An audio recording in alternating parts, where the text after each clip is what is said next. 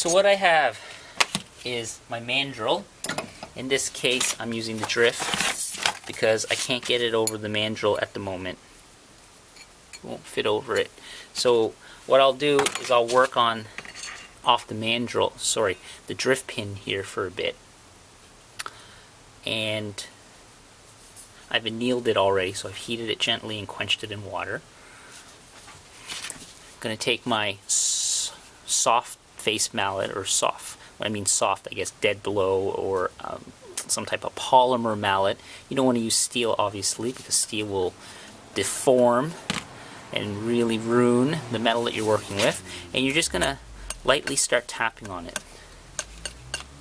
This might take some time.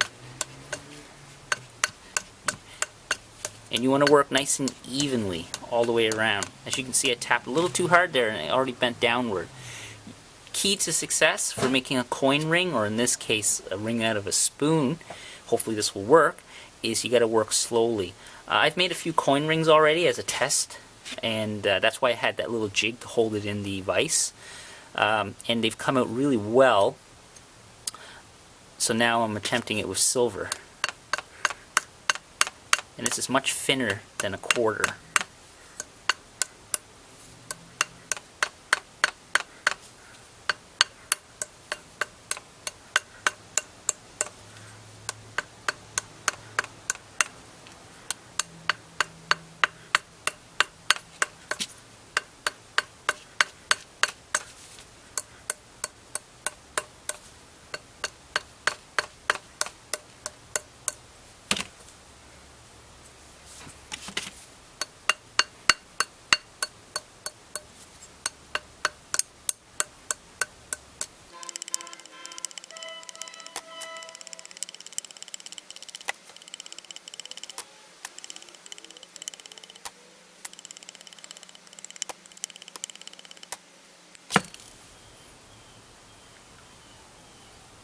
It's starting to deform a bit.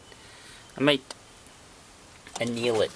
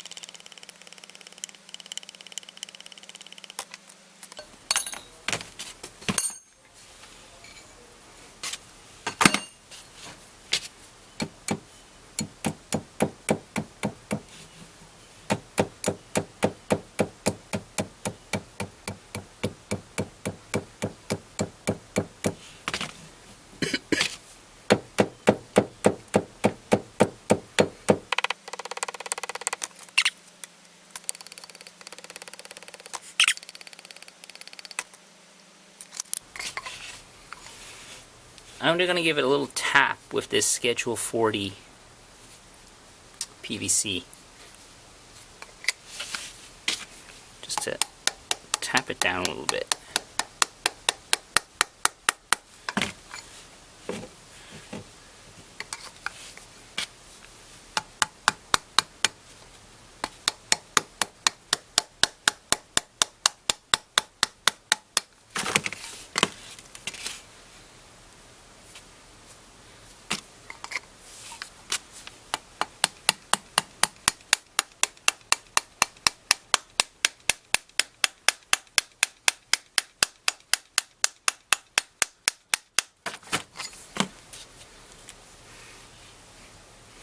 If you start getting creases in this, what's happened is, well, in my case, the metal's kind of soft and it's thin, so it was hard. On a coin ring, it's not as bad if you work slowly and evenly. But why I'm beating on this to stretch this out is because there's more material on the outside here than there is on the inside. So what we're trying to do is stretch out the inside so that this can have a place to evenly form at the same time as the inside part of the ring.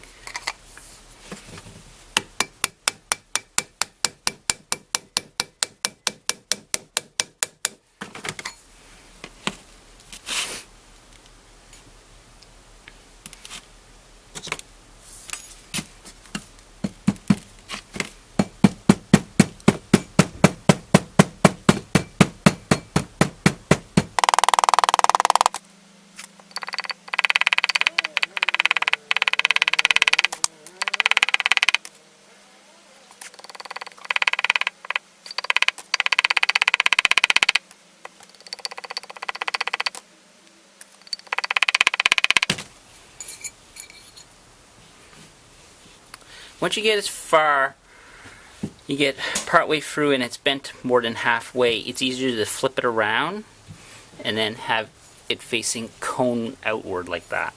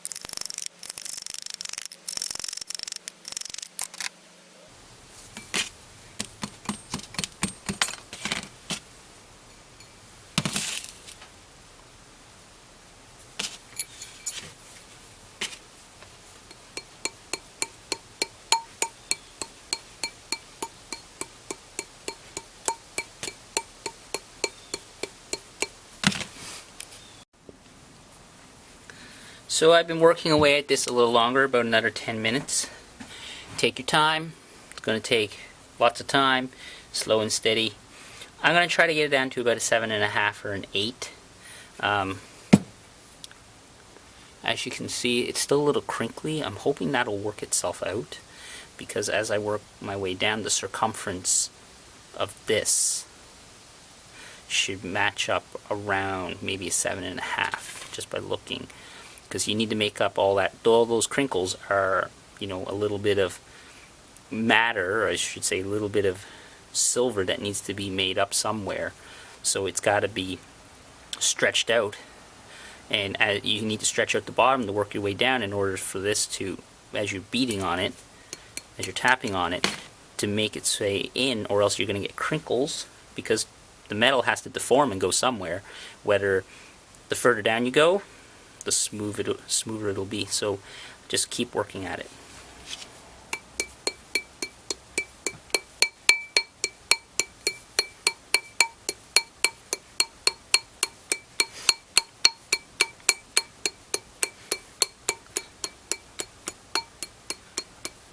And I'm rotating it as I do it, of course. Another thing that helps is sometimes is to use a block of wood and tap gently on it as well while rotating.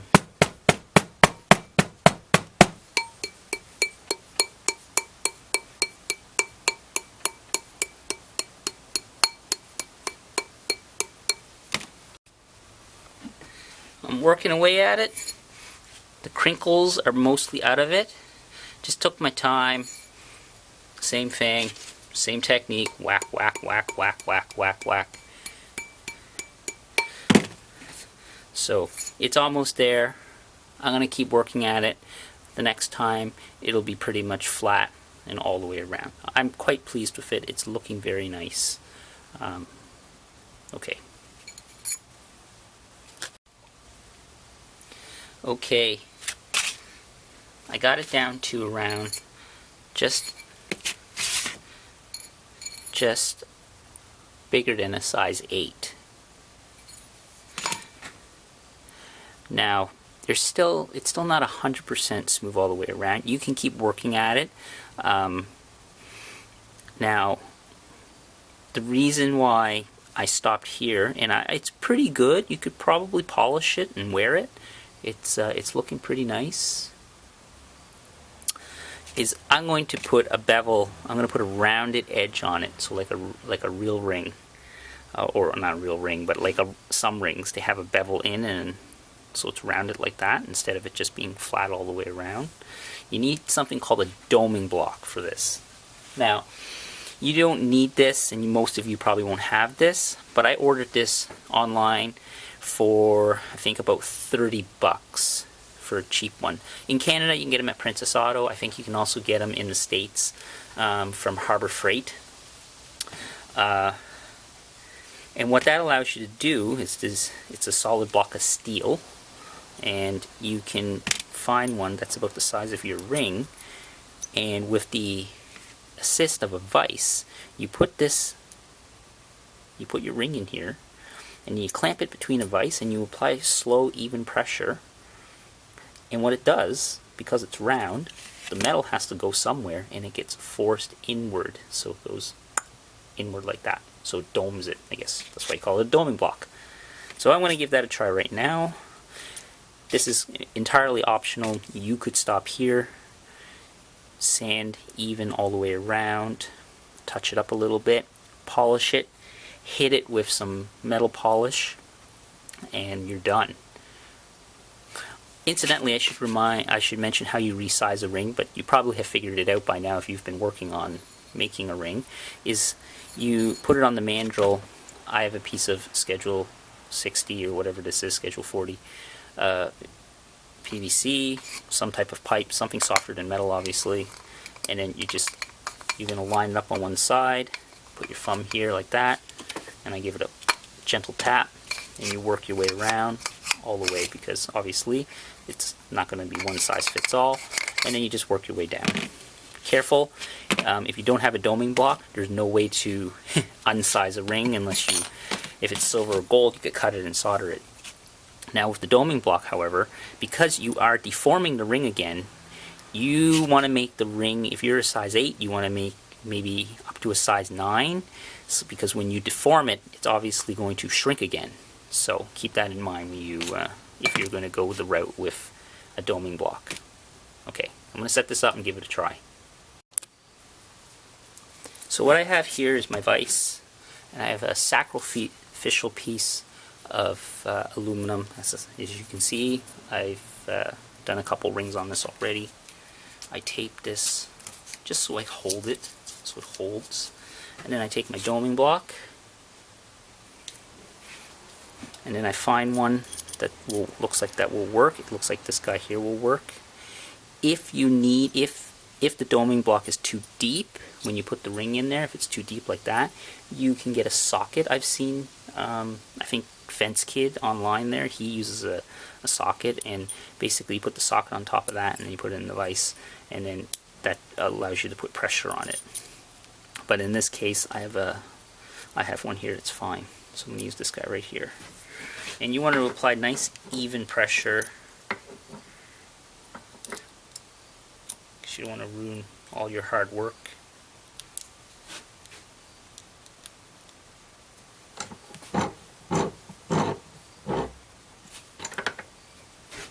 So line it up nicely,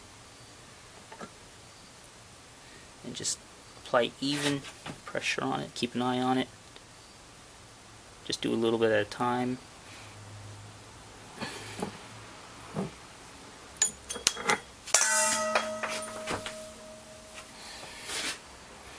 So I already started rounding it in.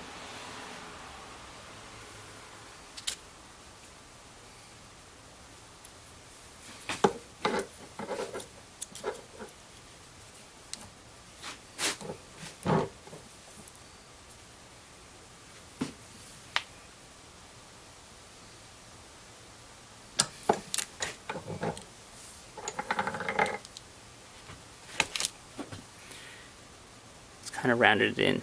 Now, because it's a little crinkly, because I didn't go all the way, it's a little crinkly. So I'm just going to work on it on the mandrel a little bit more, so you can get the focus in here, just to smooth it out.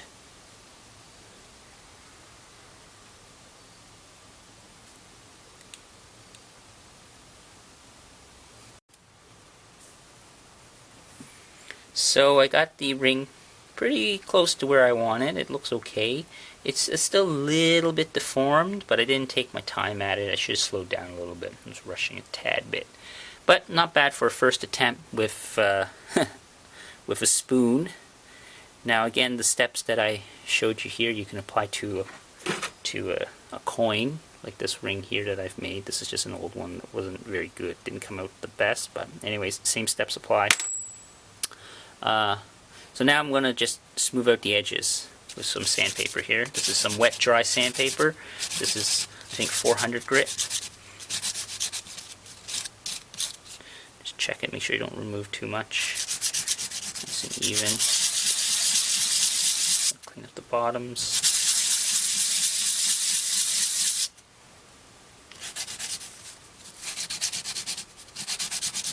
And then we're going to hit it with some polish to see what it looks like. I might play with it some more, but this, you get the general idea how to make a ring now. These are the steps. This one didn't come out perfect, but I've only attempted this a couple times, but I figured I'd show you that it is possible. I think there's a guy out there on the internet, a Fence Kid. He's really good. He has a whole bunch of videos on how to make a coin ring. So I just figured I'd try it with a spoon, see how it comes out. So now I'm just going to hit it with some polish here. I'm kind of curious to see if it'll come out shiny.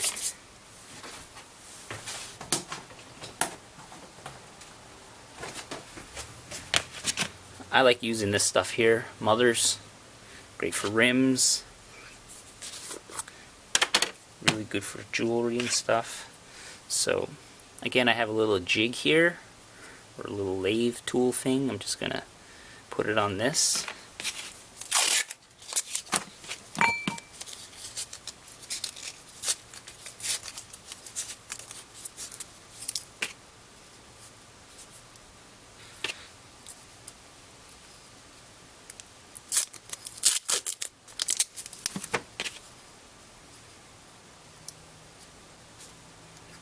Okay, stick it in my drill.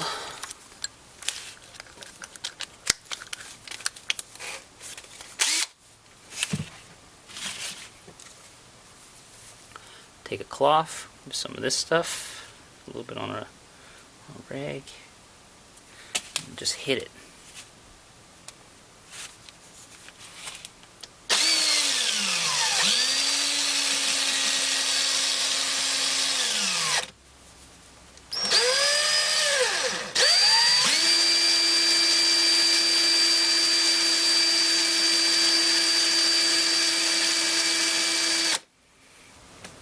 This isn't dangerous at all with a cloth and a spinning piece of metal.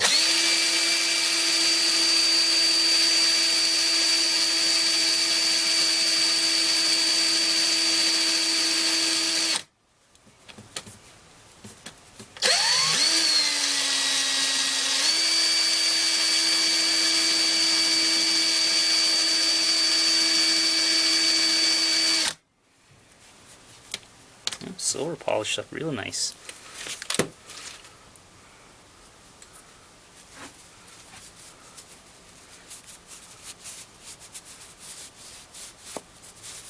Oh yeah, get a nice luster on that.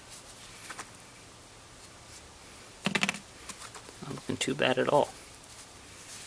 So you can hit this with the polish as many times as you want just to get a nice shine on it.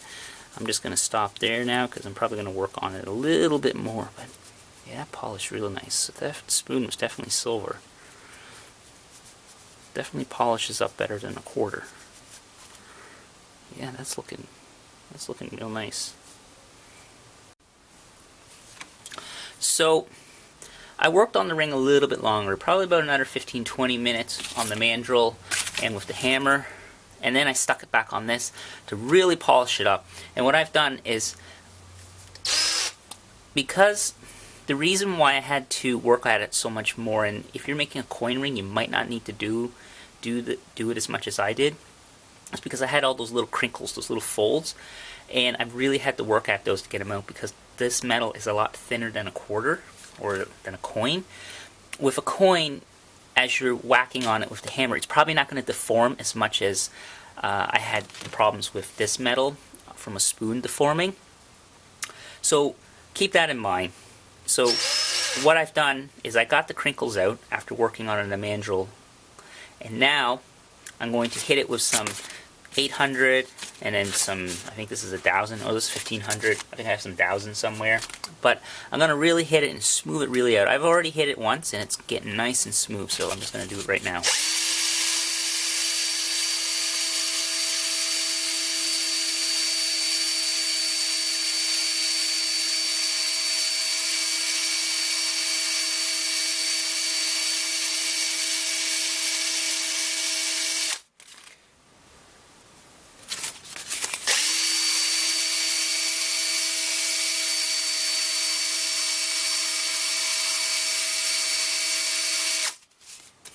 Yeah, that's looking real nice. It's nice and shiny, nice and smooth now all the way around. No crinkles.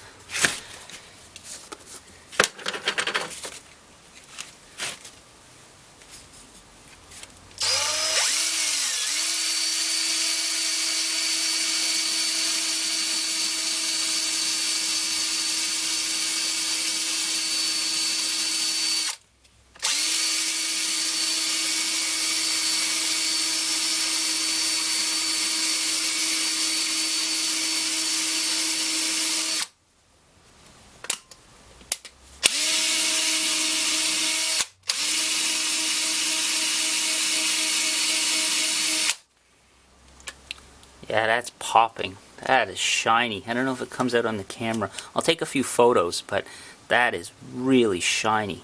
That looks awesome. Let's just pop this off.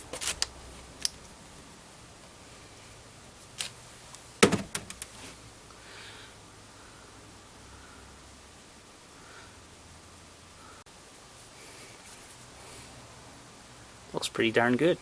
I'm quite happy with that. It's not perfect, but hey, it's made from a spoon. So we went from this to that. Not too bad. Okay, I'm going to work on it some more, but that's the general idea how to make a coin ring or a ring from a spoon. Thanks for watching. Until next time.